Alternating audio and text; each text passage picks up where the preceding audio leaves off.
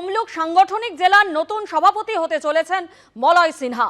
তাপসী মণ্ডলের জায়গায় দায়িত্ব নিচ্ছেন মলয় সিনহা। আনুষ্ঠানিক ঘোষণা হতে পারে আগামী শনিবার। আরও একবার আপনাদেরকে জানিয়ে রাখি যে খবর পাওয়া যাচ্ছে তমলুক সাংগঠনিক জেলার নতুন সভাপতি হতে চলেছেন মলয় সিনহা। তাপসী মণ্ডলের জায়গায় দায়িত্ব নিচ্ছেন তিনি। বিস্তারিত জানতে কথা বলবো আমাদের প্রতিনিধি দীপক ঘোষের সঙ্গে। দীপক, কি জানতে পারছো? আর দেখা এখনো পর্যন্ত যেটা জানা গেছে যে আজকে মনোনয়নপত্র জমা দিয়েছেন মলয় সিনহা এবং একটাই মনোনয়ন জমা পড়েছে, সুতরাং যেটা মনে করা হচ্ছে কোনো প্রতিদ্বন্দ্বিতা হচ্ছে না, তিনি একাই যেহেতু মনোনয়ন জমা দিয়েছেন। কিন্তু আনুষ্ঠানিকভাবে শনিবার ঘোষণা হতে পারে তাকে এই তমলুক সাংগঠনিক জেলার সভাপতি হিসেবে দায়িত্ব দেওয়া হচ্ছে, কারণ তাপসী মণ্ডল দলত্যাগ করার পরে এই চেয়ার খালি হয়েছে। সেই চেয়ারে এমন একজন মুখকে নিয়ে আসা হলো যিনি বিজেপির পুরনো কর্মী, পুরনো নেতা। তমলুক সাংগঠনিক জেলার এর আগেও তিনি সভাপতির দায়িত্ব পালন করেছেন, ফলে তিনি নতুন নন এবং দলের বিজেপির পুরনো কর্মী এবং আরএসএস ঘনিষ্ঠ হিসেবেও তিনি পরিচিত। পেশায় আইনজীবী মলয় সিনহা আজকে একমাত্র প্রার্থী হিসেবে মনোনয়নপত্র জমা দেওয়ার পর যেটা মনে করা হচ্ছে যে বিনা প্রতিদ্বন্দ্বিতায় তার নাম আগামী শনিবারই ঘোষণা করে দেবে রাজ্য বিজেপি। ধন্যবাদ দীপক।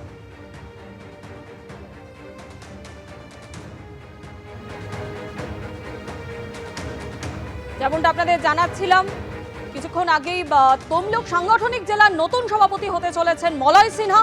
তাপসী মণ্ডলের জায়গায় দায়িত্ব নিচ্ছেন তিনি। আনুষ্ঠানিক ঘোষণা হতে পারে শনিবার।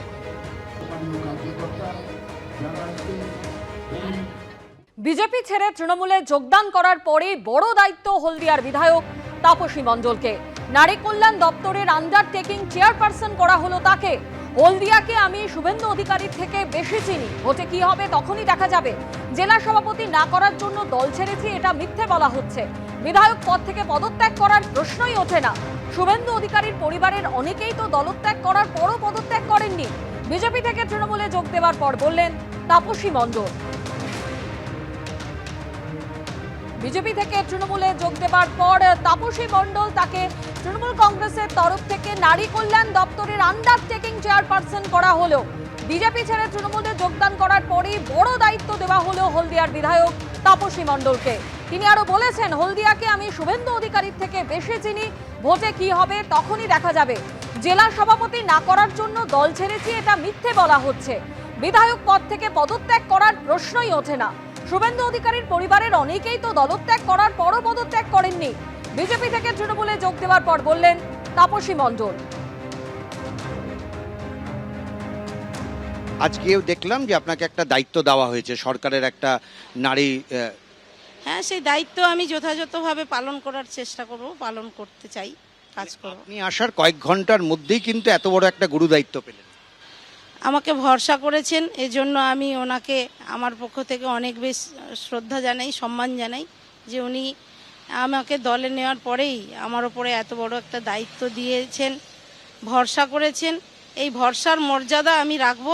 অধিকারী বলছেন আপনাকে অনেক ভোটে হারাবেন, মানে এত ভোটে যে আপনি গুনেও শেষ করতে পারবেন না। সেটা উনি বলেন, উনি ওনার কথা বলেছেন, আমি আমার কথা বলবো। আমি আমার হলদিয়ার মাটি চিনি, আমি হলদিয়ায় জন্মেছি, হলদিয়ার মানুষ আমি। তাই হলদিয়ার মানুষের মন, হলদিয়ার মানুষের যে চিন্তা ভাবনা, সেটা আমার থেকে উনি ভালো জানবেন বলে আমি মনে করি না।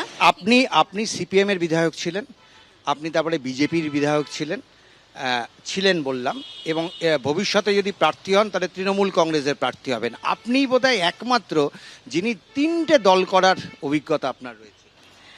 দেখুন, এরকম দল করার অভিজ্ঞতা তো শুধু আমার একার নয়। বর্তমান সময়ে দাঁড়িয়ে এলাকার পরিবেশ পরিস্থিতির উপর দাঁড়িয়ে মানুষ তার নির্দিষ্ট মানুষের দায়িত্ব নেওয়ার জন্য সিদ্ধান্ত নেন। তাই আমি আজকের যে সিদ্ধান্ত নিয়েছি এটা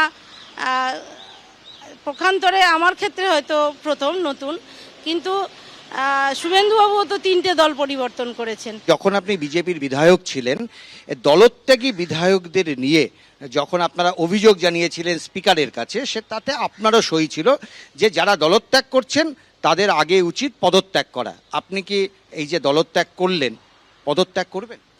দেখুন, যখন আগেও যেটা হয়েছে সেটা পার্টির সিদ্ধান্তক্রমে আমাদের তখন সই করতে হয়েছে।